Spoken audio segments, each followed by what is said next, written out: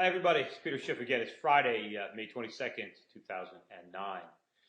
What a week in the markets this week with the bond market, with the dollar. Again, we continued yesterday's rout in bonds and the dollar today. Bonds got hit hard.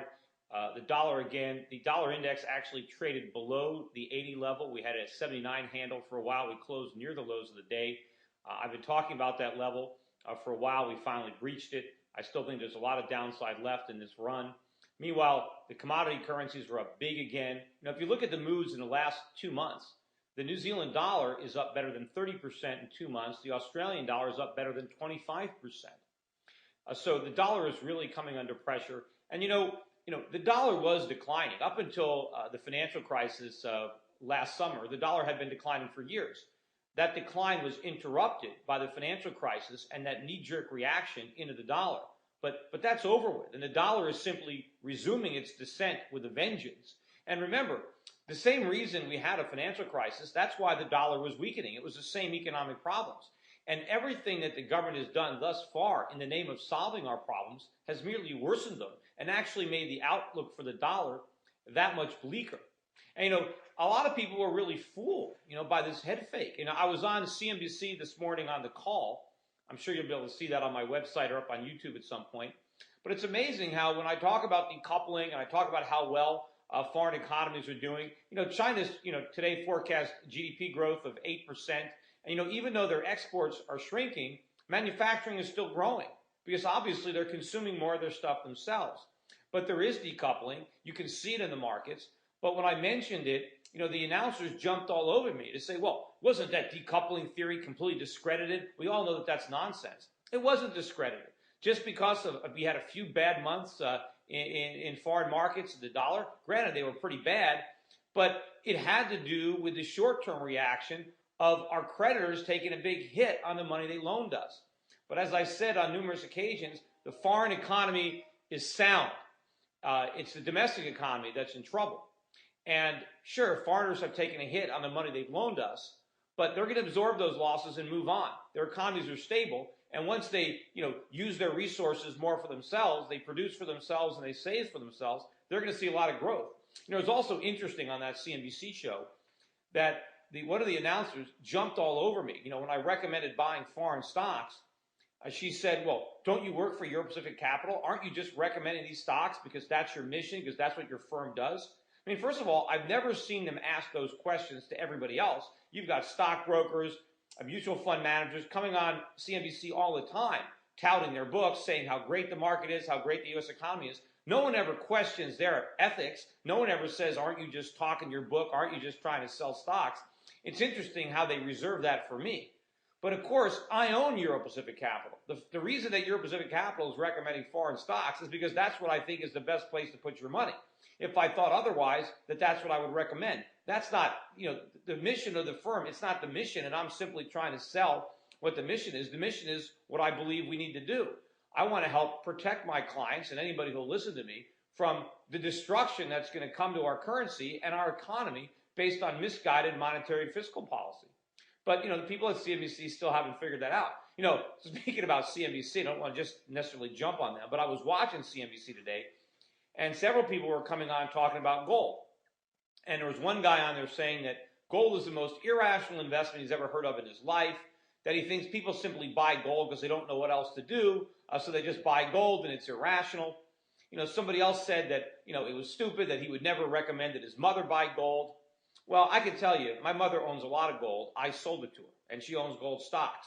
And I'm not buying gold irrationally. It's a completely rational decision. I'm not buying it by default. I'm buying it because I understand the fundamentals. The problem with the critics on CNBC is they're clueless about the fundamentals. What's irrational is their faith in paper. And they don't understand that gold is money. Gold has intrinsic value.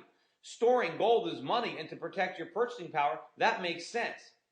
Putting your faith in little pieces of paper that were running off the printing press makes no sense at all, especially when you have all the historic examples of fiat currencies run into the ground. And we're repeating all of their mistakes. So that's what's irrational. But look, let everybody keep making fun of everybody for buying gold. They don't understand it. Meanwhile, since 2000, The Dow has fallen from 43 ounces of gold to fewer than 9 ounces of gold. So what's irrational? Holding overpriced stocks or gold? Or what's even more irrational is holding bonds. Again, lots of talk today about the loss of the AAA rated credit, potential loss for U.S. sovereign debt. I mentioned that on this cast yesterday. Everybody attacks a straw man. They say, oh, no, the U.S. government's never going to default. Default is not the issue, as I said. If you happen to live in Europe and you invest 100,000 euros in U.S. treasuries, and because we print so much money, by the time that bond matures, that investment is now only worth 50,000 euros. That investor has lost half his money. That's the same thing as the U.S. government simply defaulting on half their obligations. So the credit rating has to do with the chances that we're going to pay off our debts by printing money. And what's the chance of that? Well, it's 100%. The government has already told us that that's going to do. And to be honest, when everybody's talking about, oh, we'll never default would be a good thing. I mean, we should default. I mean, there's no way we can pay this money back. So we're going to default one way or the other. I think it's worse to do it through inflation. I think if the United States government could get together with its creditors and level with them, we can restructure this debt without destroying our currency. Instead, we're going to pretend we can pay the debt back, and we're going to destroy our currency. And it's not just the people who loaned us the money who are going to lose. It's every American citizen who has money in the bank, who has money under his mattress, who has a life insurance policy, who works for wages. We're all going to get destroyed. It's too bad our politicians aren't honest enough to actually default. They're going to do it secretly by printing money. But that's what the people on the news don't seem to understand when they're weighing these risks. Also, I wanted to mention, as far as some of my TV appearances, I finally, I'm going to be back on the Glenn Beck show. I haven't been on the Glenn Beck show since he left Headline News. I used to be on his show all the time, 2 or 3 times a week. I guess there was some politics on Fox that was maybe keeping me off, but I'm scheduled to be on Tuesday on Glenn Beck. So we'll see. Maybe it will become more of a regular reoccurrence. We'll see, but I'm going to be on Tuesday, so make sure to watch. I think I'm also going to be on Fox Business that Tuesday. I finally was able to convince the producers, or my PR people were, to get the Daily Show to book me with Jon Stewart. I don't have a date yet. I think it's going to be in another 2 or 3 weeks, but that should be a very interesting appearance. He's been famous recently for really making fun of the people on CNBC that got it wrong. I'm wondering what he'll do when he's confronted with me as one of the few people on their air who actually got it right. But when I actually figure out when I'm going to be there, I'll let you know. Meantime, all my TV appearances, I try to mention them on my website at Europac.net. We'll see what happens. We have a 3-day weekend now. The dollar is going into this weekend very, very weak. Bonds are looking weak. And interestingly enough, a lot of the foreign stocks that we track and that I buy, last night, even though the Dow was off about 130 points, foreign stocks held up. More of the stocks that we're buying were up last night than down. So it seems interesting. It seems that now foreign stocks are able to rise even as U.S. stocks are falling. And in the event that U.S. stocks are falling, we're no longer getting a flight to quality move into the dollar. We're getting a flight out of the dollar. And so that's helping the foreign markets. We'll see if that new trend continues.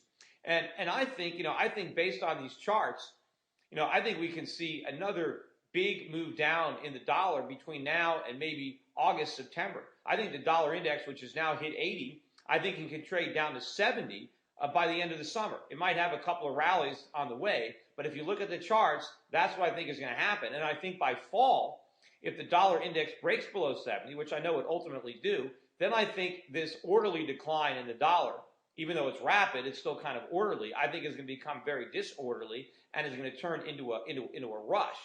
And I think it's also going to put a lot more upward pressure on the bond market, and it's going to call this whole phony economic recovery into question, because we've really been spared the brunt of the economic collapse, because we did have this temporary rush of money around the world into our bond markets, into the dollar, which enabled interest rates to go down, which gave the government the ability to finance the stimulus and the bailouts. That rug is going to be pulled out from underneath them, and we're going to be confronted with a real crisis, potentially as early as this fall. Anyway, that's it, everybody. Have a great holiday weekend. If I need to, I'll be back again over the weekend. Otherwise, I'll be blogging again next week. Take care.